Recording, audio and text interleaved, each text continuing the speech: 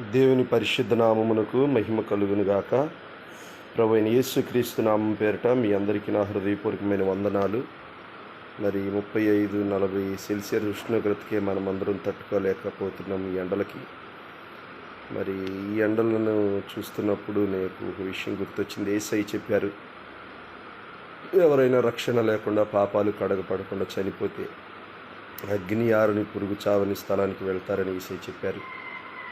అంటే రక్షణ పొందకుండా, యేసుని స్వరక్షకుడిగా అంగీకరించకుండా, పరిశుద్ధాత్మను పొందకుండా, మరి జీవగ్రంథంలో పేరు లిఖింపబడకుండా మీరు గనక చనిపోతే మరి అగ్ని ఆరని పురుగు చావని స్థలానికి మీరు వెళ్తారు.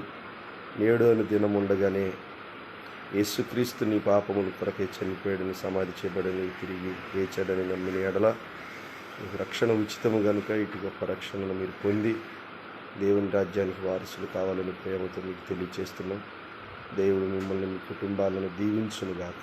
ఎందుకంటే యేసయ్య చెప్పారు, నేనే మార్గమును, నేనే సత్యమును, నేనే జీవమును అన్నాడు కనుక ఈ మాటలను మీరు గమనించి యేసుని రక్షకుడిగా అంగీకరించి నిత్య అగ్నిగుండము నుండి ధవళ సింహాసన తీర్పు నుండి తప్పించబడాలని దేవుని సేవకుడిగా కోరుకుంటూ ఈ మాటలు మీకు తెలియజేస్తున్నాను. దేవుడు మిమ్మల్ని దీవించుగాక.